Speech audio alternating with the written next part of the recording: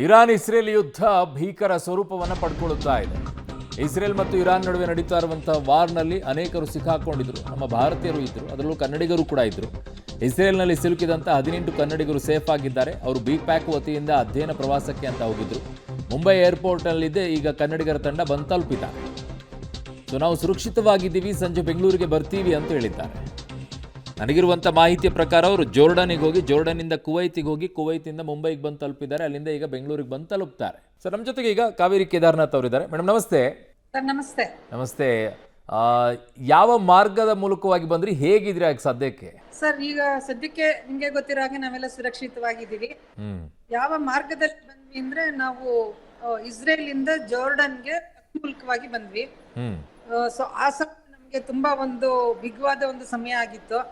ಯಾಕೆಂದ್ರೆ ಈ ಒಂದು ಬಸ್ ಪ್ರಯಾಣದ ಸಮಯದಲ್ಲೂ ಕೂಡ ಅಲರ್ಟ್ಗಳು ಬರುವ ಸಾಧ್ಯತೆ ಇತ್ತು. ಆಕ್ಚುಲಿ ನಾವು ಹೋಟೆಲ್ ಇಂದ ಹೊರಟಾಗ, ಬೆಳಿಗ್ಗೆ 8 ಗಂಟೆಗೆ ಹೋಟೆಲ್ ಇಂದ ಹೊರಟಾಗ ಜೆರುಸಲೇಮ್ ಮುಖಾಂತರವಾಗಿ ಜೋರ್ಡನ್ಗೆ ತಲುಪುವಾಗ ಮಧ್ಯದಲ್ಲಿ ಒಂದು ಅಲಾರಾಮ್ ಬಂತು. ನಾವು ದಾರಿನಲ್ಲಿ ಇನ್ನೂ ಹೈವೇಗೆ ತಲುಪಿರ್ಲಿಲ್ಲ. ಆ ಹೈವೇ ತಲುಪಕ್ ಮುಂಚೆನೆ ನಮ್ಗೆ ಅಲಾರಾಮ್ ಬಂದಿದ್ರಿಂದ ನಾವು ಅಲ್ಲೇ ಯಾವ್ದೋ ಒಂದು ಹೋಟೆಲ್, ಆ ಹೋಟೆಲ್ನವರು ನಮ್ಮನ್ನ ಎಷ್ಟು ಚೆನ್ನಾಗಿ ಬರ ಮಾಡ್ಕೊಂಡ್ರು ಅಂದ್ರೆ ಅವ್ರಿಗೆ ಗೊತ್ತಾಯ್ತು ನಾವು ಅಲಾರಾಮ್ ಹೊಡೆದಿದ್ರಿಂದಾನೇ ನಾವು ಬರ್ತಾ ಇದೀವಿ ಅಂತ. ಇನ್ನೊಂದು ಹೋಟೆಲ್, ನಮ್ಮ ಹೋಟೆಲ್ ಇಂದ ಜೋರ್ಡನ್ಗೆ ಹೋಗೋ ಮುಂಚೆ ಮಧ್ಯದಲ್ಲಿ ಇನ್ನೊಂದು ಹೋಟೆಲ್ ಒಳಗಡೆ ಹೋಗಿ ನಾವು ಅಲ್ಲಿರೋ ಒಂದು ಬಂಕರ್ ಒಳಗಡೆ ಇದ್ದು ಒಂದು 10 to 20 ಮಿನಿಟ್ಸ್ ಅಲ್ಲಿ ಇದ್ದು ಆಮೇಲೆ ವಾಪಸ್ ಬಸ್ ಹತ್ಕೊಂಡು ನಮ್ಗೆ ಜೋರ್ಡನ್ ಬಾರ್ಡರ್ ತಲುಪೋವರೆಗೂ ನಮ್ಗೆ ಇನ್ನೊಂದು ಅಲಾರಾಮ್ ಹೊಡಿದೇ ಇದ್ರೆ ಸಾಕು ಅಂತ ಅನ್ಕೊ. ಯಾಕೆ ಅಂದ್ರೆ ಇನ್ನೊಂದ್ಸರಿ ಮತ್ತೆ ಅಲಾರಾಮ್ ಹೊಡೆದ್ರೆ ನಾವು ಬಸ್ಸಿಂದ ಇಳಿದು ರಸ್ತೆನಲ್ಲೇ ನಾವು ಮಲಗಬೇಕಾಗಿತ್ತು. ಆ ಪರಿಸ್ಥಿತಿ ನಮ್ಗೆ ಸದ್ಯ ಬರ್ಲಿಲ್ಲ. ದೇವ್ರ ದಯದಿಂದ ನಾವೆಲ್ಲರೂ ದೇವ್ರ ಪ್ರಾರ್ಥನೆ ಮಾಡ್ಕೊಂಡು ಅದೊಂದು 2 hours ಜರ್ನಿ ಇತ್ತು. ಬಾರ್ಡರ್ಗೆ ಒಂದು 2 hours ಜರ್ನಿ ಇತ್ತು. ಅದರಲ್ಲೂ ಕೂಡ ನಮ್ಗೆ ನಮ್ಮ ಜರ್ನಿಯಲ್ಲಿ ಇಸ್ರೇಲಿಯನ್ ಕಾನ್ಸುಲೇಟ್ ರಾಯಭಾರಿಗಳಾದ ಸೌತ್ ಇಂಡಿಯಾ ರಾಯಭಾರಿಗಳಾದ ಓರ್ಲಿ ಅವರು ನಮ್ ಜೊತೆಗೇ ಇದ್ರು. ಅವರು ನಮ್ಮನ್ನ ಬಾರ್ಡರ್ ಬಂದು ಅಲ್ಲಿಂದ ನಮ್ಮನ್ನ ಕಳಿಸಿ ಅವ್ರು ಮತ್ತೆ ವಾಪಸ್ ಹಿಂದಿರುಗಿದ್ರು. ಯಾಕಂದ್ರೆ ಅವ್ರು ಬರೋಂಗಿರ್ಲಿಲ್ಲ ಜಾರ್ಡನ್ಗೆ.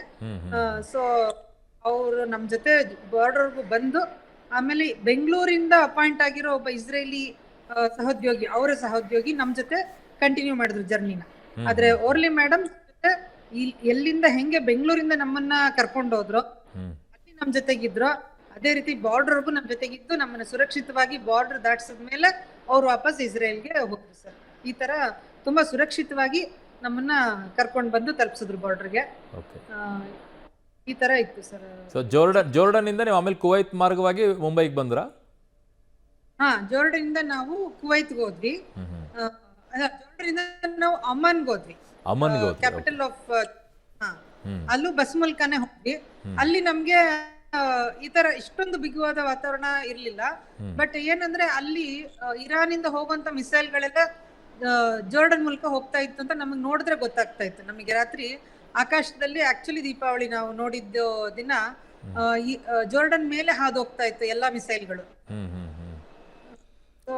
ಬಟ್ ಅಲ್ಲಿ ನಮ್ಗೆ ಇನ್ಸ್ಟ್ರಕ್ಷನ್ ಅಂದ್ರೆ ಜೋರ್ಡನ್ ಅಲ್ಲಿ ಬಂಕರ್ಗಳು ಇರ್ತಿರ್ಲಿಲ್ಲ. ಹೋಟೆಲ್ ಇಂದ ಬರಬೇಡಿ ಅನ್ನೋ ಒಂದು ಮಾಹಿತಿ ನಮ್ಗೆ. ಅದರಿಂದ ನಾವು ಅಮ್ಮನಲ್ಲಿ ಎಲ್ಲಿ ನಾವು ಹೋಟೆಲ್ ಉಳ್ಕೊಂಡಿದ್ವೋ ಆ ಹೋಟೆಲ್ನ ಒಳಗಡೆ ಇರ್ತಿದ್ವಿ, ಹೊರಗಡೆ ಬರ್ತಾ ಇರ್ಲಿಲ್ಲ. ಯಾಕೆಂದ್ರೆ ಈ ಮಿಸೈಲ್ಗಳನ್ನ ಇಸ್ರೇಲ್ ಅವರು ಅದನ್ನ ಇಂಟರ್ಸೆಪ್ಟ್ ಮಾಡ್ತಾ ಇರ್ಬೇಕಾರೆ ಏನಾದ್ರೂ ಪಾರ್ಟ್ಸ್ ಬೀಳ್ಬೋದು ಅಂತನೋ ಅಥವಾ ಆಶಸ್ ಬೀಳ್ಬೋದು ಅಂತನೋ ಏನೋ ಅಂತ ನಮ್ಗೆ ದಾಳಿ ಸಮಯದಲ್ಲಿ ಆದಷ್ಟು ಹೊರಗಡೆ ಬರಬೇಡಿ ಅಂತ ಹೇಳ್ತಾ ಇದ್ರು. ನಮ್ಗೆ ಅಲಾರಾಮು ನಾವು ಜೋರ್ಡನ್ ಅಲ್ಲಿ ಇದ್ರು ನಮ್ಗೆ ಕೇಳಿಸ್ತಾ ಇತ್ತು, ಅಮ್ಮನಲ್ಲಿ ಇದ್ರು ನಮ್ಗೆ ಅಲಾರಾಮ್. ನಾವೆಲ್ಲ ಆಪ್ ಅಲ್ಲಿ ಅದು ತುಂಬಾ ಇಸ್ರೇಲ್ ಹೇಳ್ಬೇಕಂದ್ರೆ ತುಂಬಾ ಹೈಲಿ ಎಲ್ಲರಿಗೂ ಗೊತ್ತಿರೋ ವಿಷಯ. ಅದು ಹೈಟೆಕ್ ಕಂಟ್ರಿ. ಸೊ ಎಲ್ಲ ನಾಗರಿಕರು ತಮ್ಮ ಫೋನ್ ಅಲ್ಲಿ ಆಪ್ ನ ಡೌನ್ಲೋಡ್ ಮಾಡ್ಕೊಂಡಿರ್ತಿದ್ರು. ನಾವು ಅದನ್ನ ಡೌನ್ಲೋಡ್ ಮಾಡ್ತಿದ್ವಿ. ನಮ್ಗೆ ಅದು ಅಲಾರಾಮ್ ಕೊಡ್ತಾ ಇತ್ತು, ಇನ್ನೇನು ಅಟ್ಯಾಕ್ ಆಗುತ್ತೆ ಅನ್ನೋ ಟೈಮಲ್ಲಿ ಅಲಾರಾಮ್ ಕೊಡ್ತಾ ಇತ್ತು. ಆ ಅಲಾರಾಮ್ ಬಂದ ತಕ್ಷಣ ನಮ್ಗೆ ಎಚ್ಚರ ಆಗೋದು, ನಾವು ಬಂಕರ್ ಹೋಗ್ತಾ ಇದ್ವಿ. ಸೊ ಅದೇ ರೀತಿ ಜೋರ್ಡನ್ ನಾವು ಅಮ್ಮ ಅಲ್ಲಿ ಇದ್ದಾಗ್ಲೂ ನಮ್ಗೆ ಅಲರ್ಟ್ ಬರ್ತಾ ಇತ್ತು ನಮ್ಮ ಫೋನ್ಗಳಿಗೆ.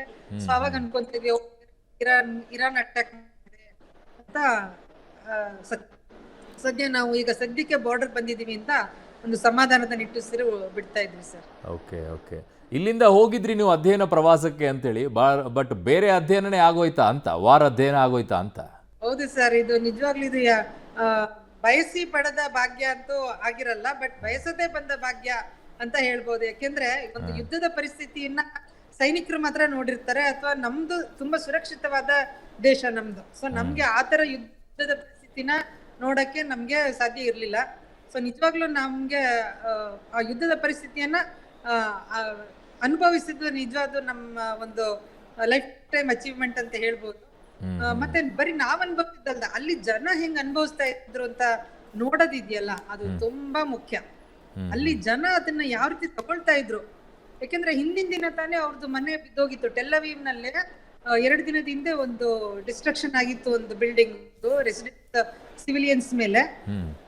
ಅಲ್ಲಿ ಜನ ಹೋಟೆಲ್ಗೆ ಬಂದು ಉಳ್ಕೊಂಡಿದ್ರು. ಅಂದ್ರೆ ಎಲ್ಲರಿಗೂ ಉಚಿತವಾಗಿ, ಯಾರು ಬಡವರು ಶ್ರೀಮಂತರು ಅಂತ ಇಲ್ಲ, ಅವ್ರಿಗೆ ಮನೆ ಅವಶ್ಯಕತೆ ಇದೆಯಾ, ವಸತಿ ಅವಶ್ಯಕತೆ ಇದೆಯಾ, ಊಟದ ಅವಶ್ಯಕತೆ ಇದೆಯಾ, ಎಲ್ಲಿ ಹತ್ರದಲ್ಲಿ ಸಿಗುತ್ತೋ ಅಲ್ಲಿ ಮಾಡುವಂತ ಒಂದು ವ್ಯವಸ್ಥೆ ಅಲ್ಲಿ ಇಸ್ರೇಲ್ ಗವರ್ಮೆಂಟ್ ಇತ್ತು.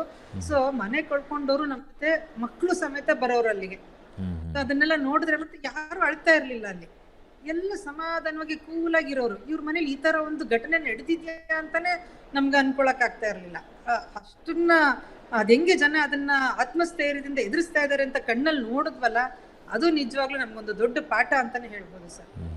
ನಿಮ್ ಜೊತೆಗೆ ಈಗ ಒಟ್ಟು 18 ಜನ ಹೋಗಿದ್ರಲ್ಲ, ಇನ್ನು ಯಾರಾದ್ರೂ ಇದಾರ ಮೇಡಮ್ ನಿಮ್ ಜೊತೆಗೆ ಅಲ್ಲೇ ಪಕ್ಕದಲ್ಲಿ ಅಂದ್ರೆ ಒಂಚೂರು ದೂರದಲ್ಲಿದ್ದಾರೆ. ಬೇಕಾದ್ರೆ ನಾನು ಮತ್ತೆ ನಿಮ್ಗೆ ಲಿಂಕ್ ನೀವು ಮಾಡಿದ್ರೆ ನಾನು ಕಳಿಸ್ತೀನಿ ಸರ್. ಓಕೆ, ಹಂಗೆ ಮೂವ್ ಆಗಿ ಮೇಡಮ್. ಅಲ್ಲಿ ಯಾರಾದ್ರೂ ಇದ್ರೆ ಅವ್ರನ್ನ ಯಾರಾದ್ರೂ ಮಾತಾಡಿಸ್ಬೋದಾ ಅಂತ ಹೇಳಿ ಸಿಕ್ಕರೆ.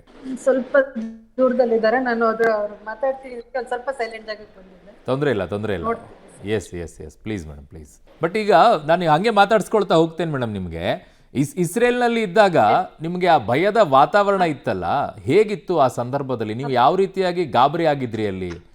ನಿಮ್ಗೆ ಕಾನ್ಫಿಡೆನ್ಸ್ ಇತ್ತಾ ಅಲ್ಲಿ ನಾವು ಸುರಕ್ಷಿತವಾಗಿ ಹೋಗಿ ತಲುಪ್ತೀವಿ ಅಂತ ಹೇಳಿ? ಹಾ ಸರ್, ನಮ್ಗೆ ಕಾನ್ಫಿಡೆನ್ಸ್ ಇತ್ತು. ಯಾಕೆ ಅಂದ್ರೆ ನಮ್ಮನ್ನ ನಾವು ಗೆಸ್ಟ್ ಗಳಾಗಿ ಹೋಗಿದ್ವಿ ಇಸ್ರೇಲ್ಗೆ. ಆ ಕಾನ್ಸುಲೇಟ್ಗೆ, ಇಸ್ರೇಲಿಯನ್ ಗವರ್ಮೆಂಟ್ಗೆ ನಮ್ಮನ್ನ ಸುರಕ್ಷಿತವಾಗಿ ತುಂಬಾನೇ ಮುಖ್ಯವಾಗಿತ್ತು. ಸೊ ಅವ್ರು ಯಾವುದೇ ರೀತಿಯ ರಿಸ್ಕ್ ತಗೊಳಕ್ ರೆಡಿ ಇರ್ಲಿಲ್ಲ ಅವರು. ಯಾಕಂದ್ರೆ ಕರ್ಕೊಂಡ್ ಬಂದಿರ್ಬೇಕಾದ್ರೆ ಅವ್ರದ್ದು ತುಂಬಾ ರಿಸ್ಕ್ ತುಂಬಾ. ಸೊ ಪಬ್ಲಿಕ್ ಟಿವಿಗೆ BPAC ಟೀಮ್ನ ಕಾವೇರಿ ಕೇದಾರ್ನಾಥ್ ಅವ್ರು ಹೇಳ್ತಾ ಇದ್ರು, ಒಟ್ಟು 18 ಜನ ಅಲ್ಲಿಗೆ ಹೋಗಿದ್ರು. ಅವರು ನಿನ್ನೆ ವಾಪಸ್ ರಿಟರ್ನ್ ಆಗಿದ್ದಾರೆ, ಮುಂಬೈಗೆ ಬಂದು ತಲುಪಿದ್ದಾರೆ ಇವತ್ತು. ಸೊ ಅಲ್ಲಿಂದ ಜೋರ್ಡಾನಿಗೆ ಹೋಗಿ, ಅಲ್ಲಿಂದ ಅಮ್ಮನಿಗೆ ಹೋಗಿ, ಆಮೇಲೆ ಕುವೈತ್ ಮೂಲಕವಾಗಿ ಮುಂಬೈಗೆ ಬಂದು ತಲುಪಿದ್ದಾರೆ. ಸುರಕ್ಷಿತವಾಗಿದ್ದಾರೆ, ಯಾವುದೇ ರೀತಿಯಾಗಿ ಗಾಬರಿ ಪಡುವಂಥದ್ದಿಲ್ಲ. ಸಂಜೆ ಬೆಂಗಳೂರಿಗೆ ಬಂದು ತಲುಪ್ತಾರೆ.